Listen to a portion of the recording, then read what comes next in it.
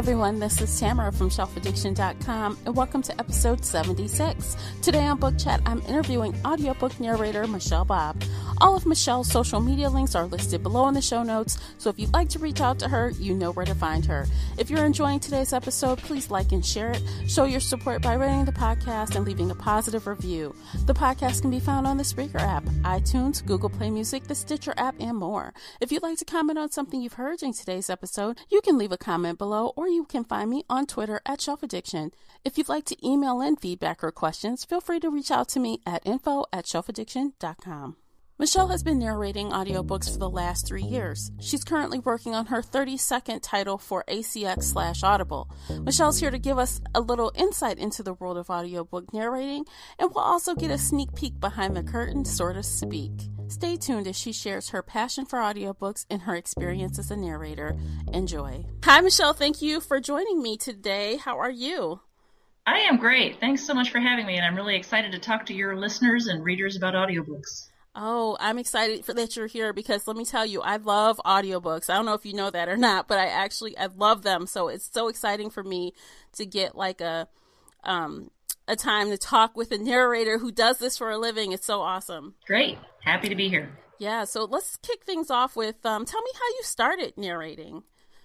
Well, I've just always loved reading aloud. I did a little bit of theater in college, have some experience with speaking in church and things like that, but I love reading fiction and doing all the voices. So I remember that when my kids were little, I would read the Harry Potter books to them, and they would always insist that I do all the voices.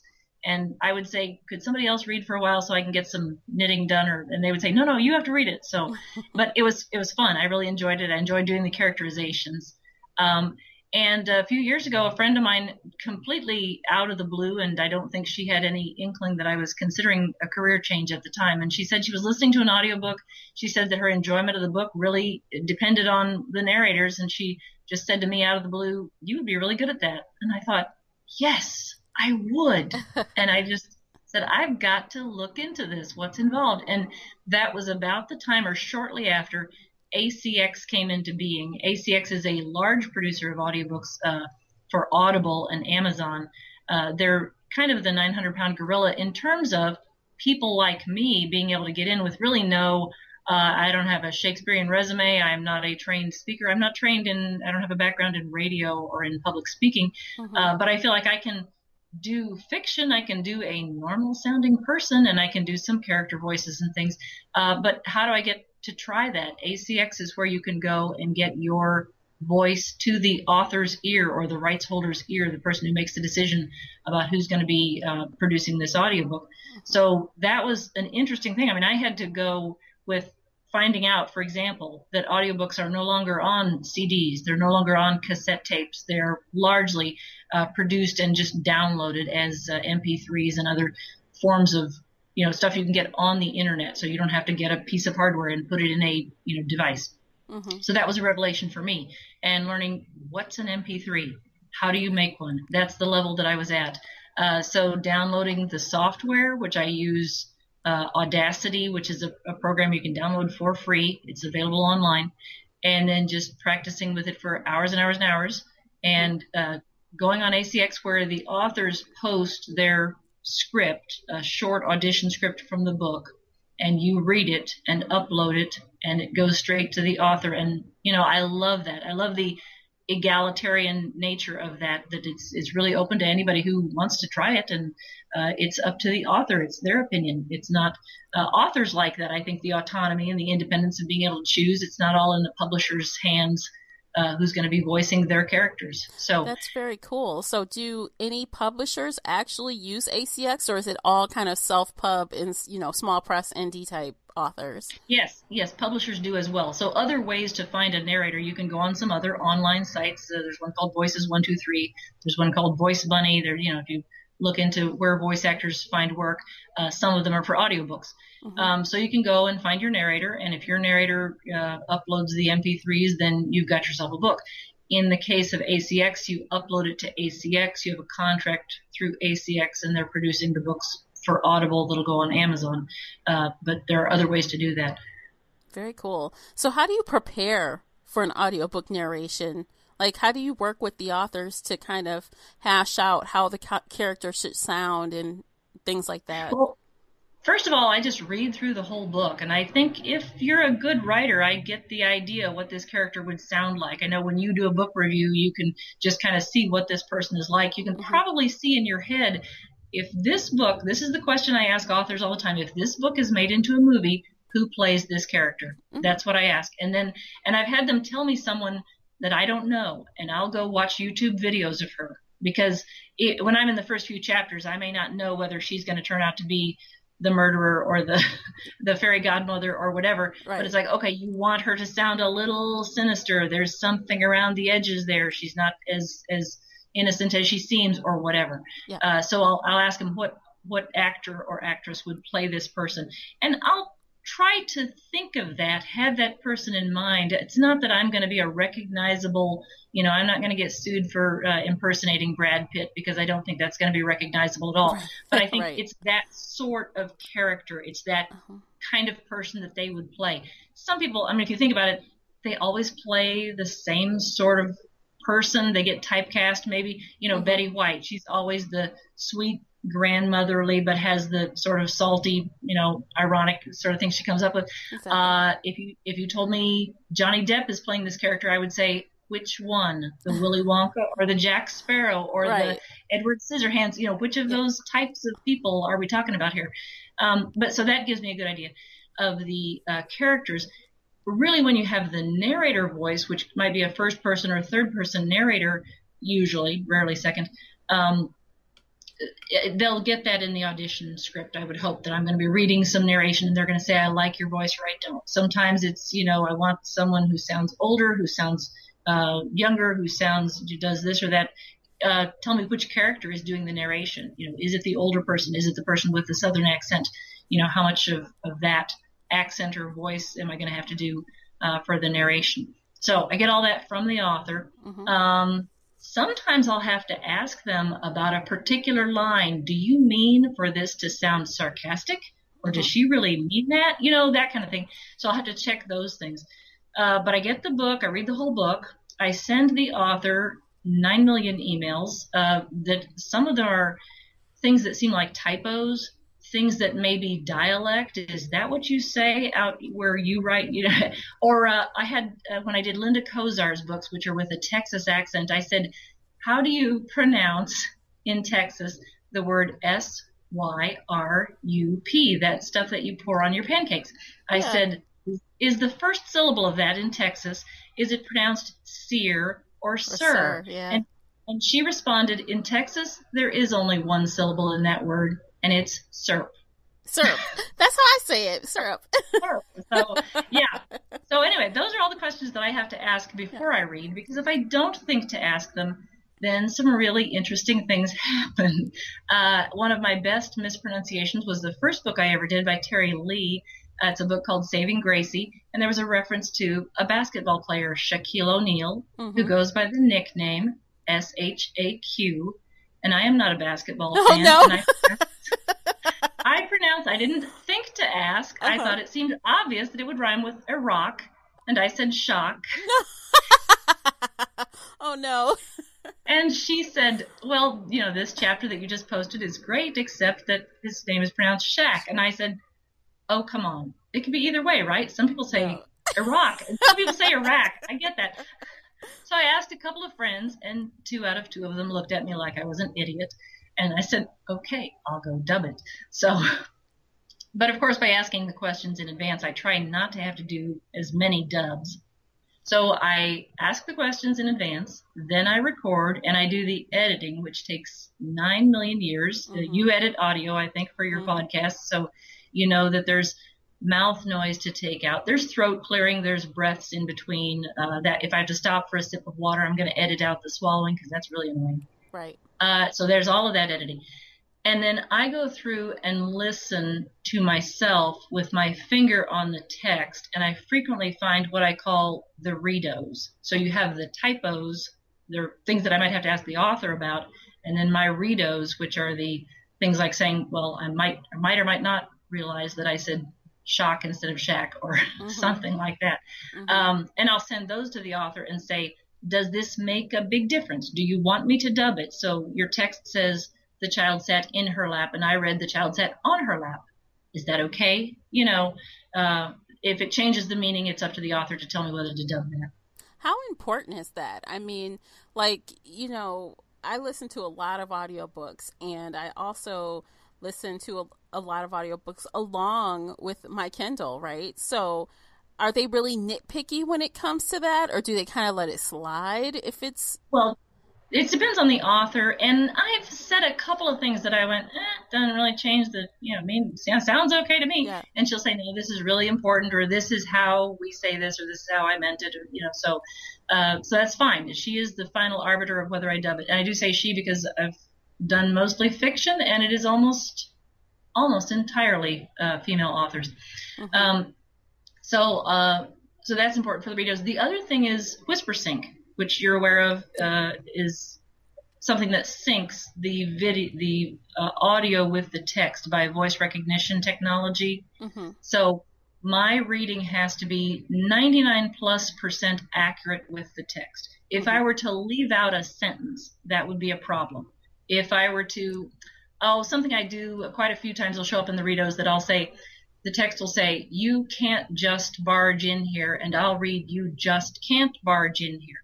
Again, most of the reados are small, and I only pass on things that I'm saying to the author, this will not endanger WhisperSync. The WhisperSync compatibility is what enables you to do what some people call immersion reading, mm-hmm. or I've seen you do the reviews of read and listen, book reviews. Mm-hmm. So WhisperSync enables you to switch back and forth. You're reading, you're in the middle of chapter 3, it's time for your dentist appointment. You put in your earbuds and get in your car and listen until you get to the dentist appointment, and then you're in chapter 4, and the text has scrolled to keep up with the audio. I love that. I use that feature almost daily. So I definitely am a fan of people using that feature. So that's really cool how that does it, actually. They've got the one up there, Amazon. So yeah. You definitely read mostly fiction. Is that by design, or did you kind of just stumble into mostly fiction? That's my preference. I mean, on ACX, I can always select which genre I want to audition for. So I can see all of them. There are things I don't particularly care for, even in fiction. I like a lot of what you might call chick lit. Mm-hmm. I do a lot of cozy mysteries. I get to exclude material that, okay, if it's got a man's naked torso on the front, I'm just going next. That's hilarious. Oh, okay. So none of that for you. I can pick that. I do a lot of Christian fiction. I like to do stuff that's comedy, but I've done a couple that are kind of psychological suspense, and that's been interesting. I like a lot of the authors that I've worked with, and I would do another book for them. And it's got to do with writing style, and basically I'm a reader, and it's fun to do the kind of stuff that I would like to read. Yeah, for sure. That's awesome. So when it comes to, series, right? I'm a series reader. I love series. I know a lot of my audience are series readers as well. I noticed that you have quite a few series. Obviously, I think the author and the audience, the listening audience, like to hear the same narrator back again, book after book, if they enjoy the narration. I listened to your snippet of the 4th book in the Darcy and Flora Cozy Mystery series called Grave Heritage. That came out this year. Yes. And I'd like to play a little snippet for the audience. So we're going to go ahead and listen to a minute. Wear short pants for a while, keep this ointment on it, and change the bandage every day, Doc Macaulay said. I slid from his examining table and took a few steps toward the door. Thanks, Doc, I mumbled. I don't know what you put in that shot, but it's good stuff. My leg doesn't hurt at all now. In fact, I've never felt better. The doctor laughed and stopped me with a hand on my shoulder. The door is in the other direction, Darcy, he said. Grant rose from his chair and took my arm. I'll get her home, Doc, he said. Yes, I muttered, blinking as the doctor's face swam into focus. Thank goodness Grant can drive me home. When we listen to that, you can hear that you have a clear Southern accent. Do you know, Can you tell me what kind of Southern that is just by the book? That is an attempt at, well, they live in Oklahoma. And so that is actually, I did the Linda Kozar books first with a Texas accent, and then someone else cast me to do a Southern accent that was supposed to be South Carolina, and I did about the same accent because that's what I got. But Darcy and Flora are in Oklahoma, and I started doing that as an impersonation of an acquaintance of mine who's from Oklahoma. Oh, wow, that's kind of cool. So yeah, the next... most people I will say, oh, I know someone who talks like this. Or for some accents, I have gone on YouTube, and there are a lot of videos that will show you how to do an Australian accent. Here's the way this vowel sounds. Now say this list of words, you know. And when there's a minor character, I mean, I don't do a good British accent. For whatever reason, one author thought I did a great Australian accent, which I think should sound a lot like British, but it doesn't. If there's a character, hopefully a minor character who has one of those difficult accents for me, I will just about spell it out phonetically.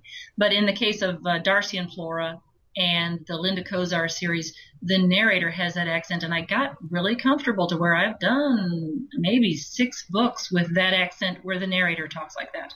Wow, that's cool. So when I was listening to some of your other samples, I flipped and I went to find something that sounded very different from that one. And I came across the Frankie Shoemaker Campground Mysteries. And Franny Shoemaker. I love yes, those. And I listened to Pete and Repeat. And I'm like, instantly, you know, I can play a little clip here for everyone, but instantly I could tell that it was like night and day narration from the other book, in my opinion. So let's go ahead and listen to a minute of that. Virginia was about to close the laptop but decided to check her sister's account, automatically entering the password. The screen showed 10 or 12 unopened emails, half a dozen ads for online clothing and photo outlets, 3 forwards of feel-good slogans and pictures from an annoying cousin, 2 notices from volunteer groups about upcoming events, and 1 from an unfamiliar personal email address that had just arrived. She clicked on it and glanced over it, then reread it carefully, leaning toward the screen. "Dear Val," it said, "I can't tell you how much I have missed you since arriving home. What an amazing time we had. My sister has tried to talk me into a cruise for years, and I always thought it sounded stupid. How wrong I was. I just got back from the business trip to Spain that I told you about, and I have to see you again. I have a short layover in Minneapolis on Friday. Can I come by right after lunch? I love you, Richard." Okay, so tell me what kind of accent that was. That I would call neutral. No, let me see. I'm sorry, I didn't hear that, and I'm pretty sure it's the part about Virginia and her sister, and she's opening the email. Yes, you're right. Yep. Okay, that's pretty much the way I talk. So those Franny Shoemaker is all supposed to be upper Midwestern, Iowa, Wisconsin, and she didn't want the Fargo type accent. She said normal Midwesterner. I said, I got that. Oh, nice. So being that, like, for example, both of these are series, how do you keep the voices sounding the same book after book when there's times in between where you're doing other projects? How do you recollect and bring that back so it sounds the same? Well, I can go back and listen to them. I have all those files on my hard drive. But basically, I have a person in mind for each of those people. So in the Franny Shoemaker, I would say Franny Shoemaker is my voice. That's the way I'm talking right now. Mickey, her brother-in-law, is Buddy Hackett. That's who I was thinking of. Jane Ann is a person I know whose name happens to be Jane, and that's who I think of, you know, when I do that voice. And I picture her, even though it describes Jane Ann physically in the book somewhere, and she doesn't look like my friend, but that's the voice I gave her. Yeah. So I just say, okay, talk like this.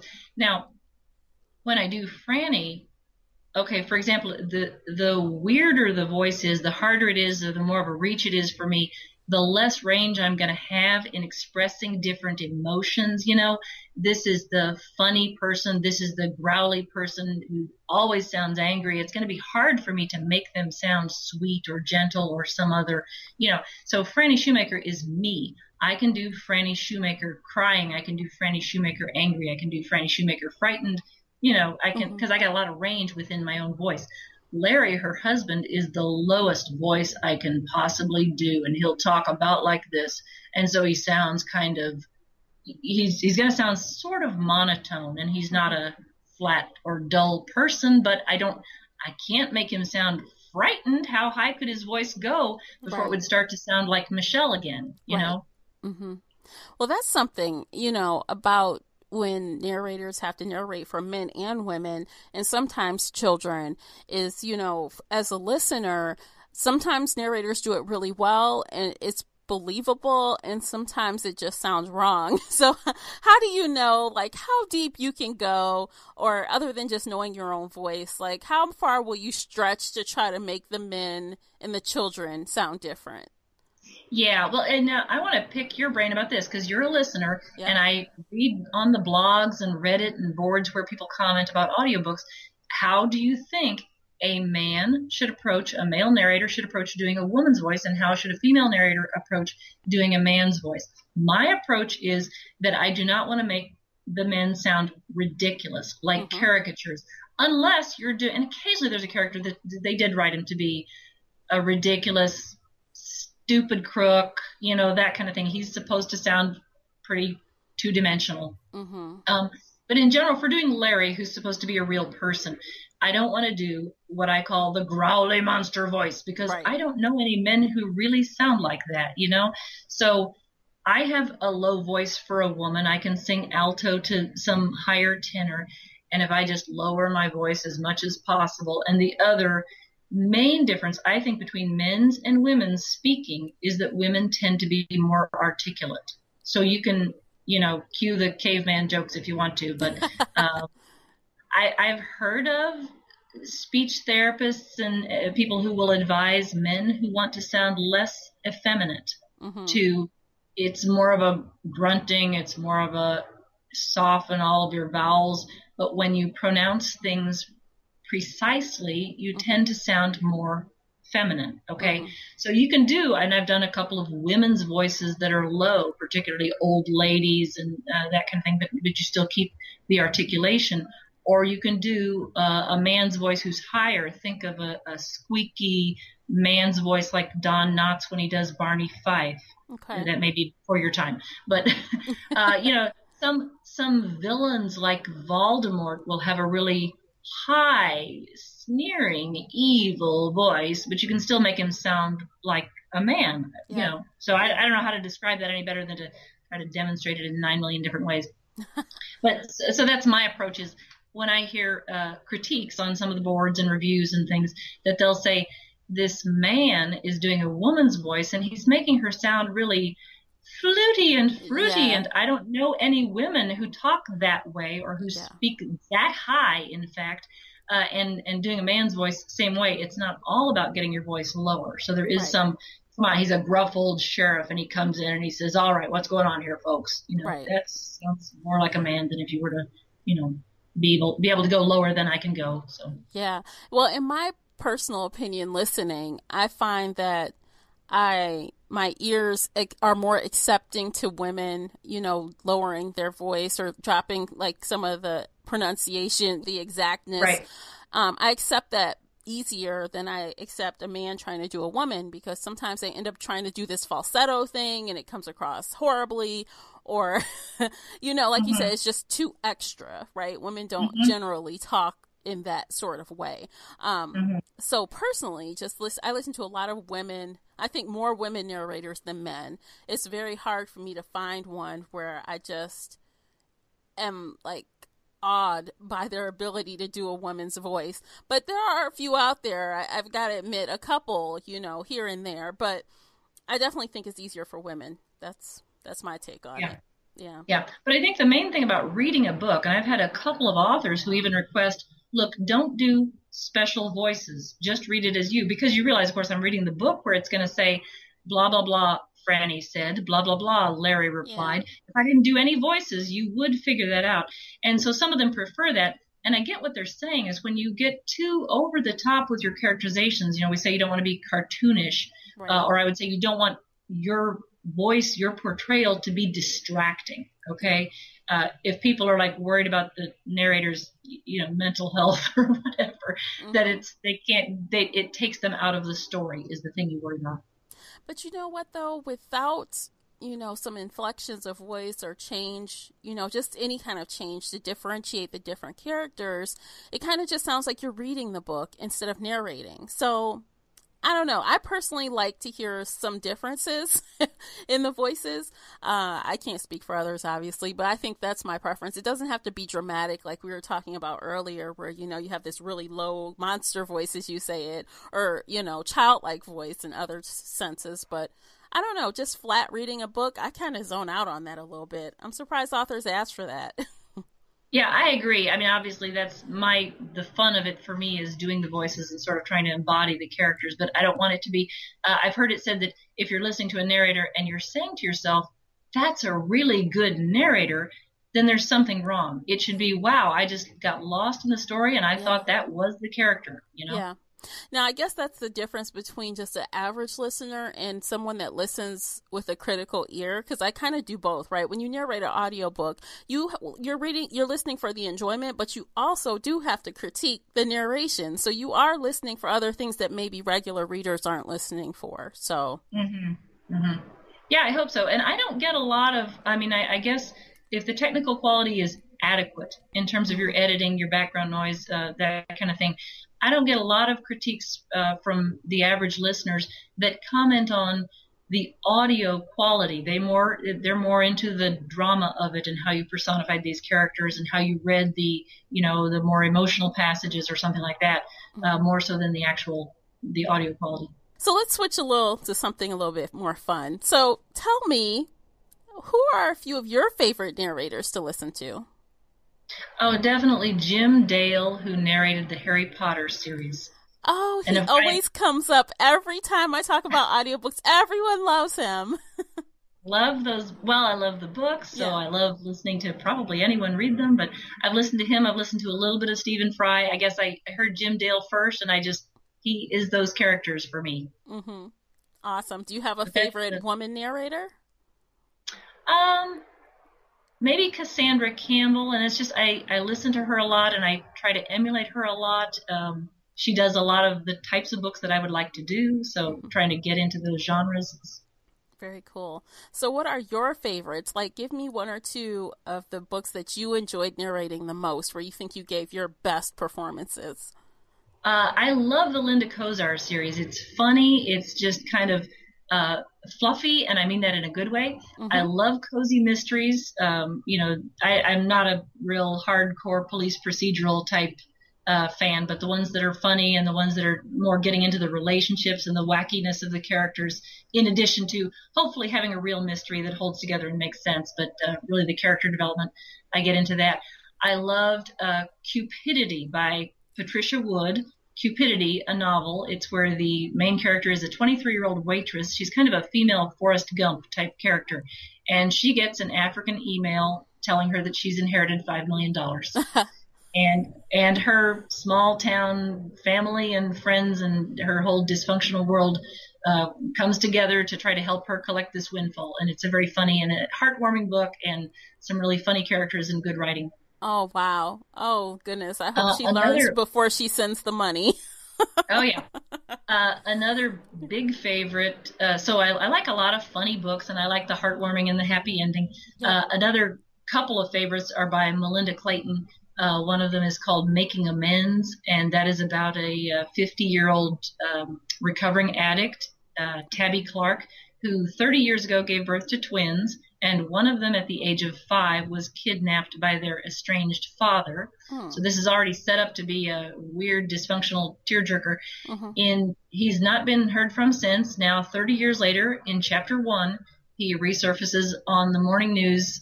He's been arrested and accused of killing the father. Wow. So that book's going to go in all kinds of directions, and it's really very emotional ups and downs. And the author in that case is a former psychoanalyst, and she writes, I think, very good fiction about people dealing with their past and how they either excuse and rationalize their actions or are overly critical and blaming themselves or how they take responsibility or deal with it. So that's really good. Oh, wow. That sounds good. Okay, so do you have any advice for those that would like to get into narrating, as a professional? What advice would you give them? Well, with ACX available, I think just do it is my main advice. There are a lot of other sites where you can try it. ACX has been, I can see myself still getting better. It has been a great opportunity for me to get some work, do some books, keep developing in different directions, getting, in terms of the drama, the characters that I select, getting better in terms of the editing, the technical quality. I'm still learning about it. So not to, spend too much time thinking about it. You do some reading, some research, figure out how to set up your home studio and so on, and then just try it. Awesome. So let's talk a tad about the money, like for Audible, the royalties versus, per finished hour. Because I know people who are interested in narration probably want to know a little bit about that. So can you share a little bit? Yeah. So when you do a project on ACX, you can, I post a profile on ACX, then the authors can shop. Or if they're looking for narrators, you can do a Southern accent or female narrators, whatever. And on my profile, I can list a per finished hour rate. Per finished hour rate for narration means how much am I going to get paid for every hour of finished audio. If it's a 9-hour book and I'm getting $100 per finished hour, it'll be $900 to do the whole project. Simple. Royalties is where I would get a percentage of the sales of the book, and that's for a 7-year contract is what they do on ACX. Standard is to get 20% of the royalties for the 7 years. So when I'm looking at a book, and this is really hard to figure out how much you're going to make. Unless you take a per finished hour, but if you take royalties, I would love to narrate a Harry Potter book for royalties. That'd be great. Mm-hmm. Otherwise, if I spend a month and a half on your book and it sells 5 copies in the next year, well, then that was not such a good deal. Mm-hmm. And so for that's been another learning process for me. And I'm fortunate that this is a second career and it's not a real high pressure thing as far as the money. So I've just had a lot of fun learning about that. But I'm looking at, as I try to get with bigger authors, bigger projects, and maybe become a better judge of not just the quality of the writing, because all I can read is the audition script before I say I'm willing to do this book. Right. But the quality, the background, the platform of the author, whether they are on Facebook, what their Amazon profile looks like. I can't see what their sales of their previous book have been, but I can see how many reviews. It's like, well, you got 500 reviews on that book. That's sold a lot, Right. If it's only got 3 reviews, it may have sold millions, but boy, yeah, not right. many people write reviews. So that's what I'm trying to assess before I sign on. Oh, that's some good information. You guys listen to Michelle. She's got good stuff. Okay, so I guess that's about it for today. Why don't you tell everyone if they want to get in contact with you as far as narrating their book, how can they find you online? If you go to acx.com and you can sign on if you're an author, and it says search for narrators, you can actually search by name for Michelle Babb, or like I said, that's where people would search based on what accent or gender that they want. I'm on Goodreads. I have an author profile on Goodreads as Michelle Babb. And I hope you're going to post a link here on your blog or on your podcast somewhere to all of my projects on Audible. Yes, there will be an Audible link that you guys can click in the show notes. So, yes, indeed. Yeah, that's where your readers and listeners can go, and you can actually listen to sample audio, read the little blurb for each book. Oh, is there anything else you'd like to add before we sign off for this episode? That is about it. You guys, if you have questions for Michelle, please leave them below. And she'll reply back to you directly or tweet at her on Twitter. Are you on Twitter, Michelle? I am on Twitter, and on Twitter my handle is Face4Audio, FACE numeral 4 AUDIO. Awesome. So you guys know how to find her, and she'll be answering any questions that are posted on the video. And that is all. So it has been a pleasure. Thank you for talking with me today. Great. Thank you for having me. Thank you for tuning in and downloading today's episode. If you are enjoying the Book Chat episodes and would like to show your support, there are a few things you can do. First, you can head on over to iTunes and give a positive 5-star review.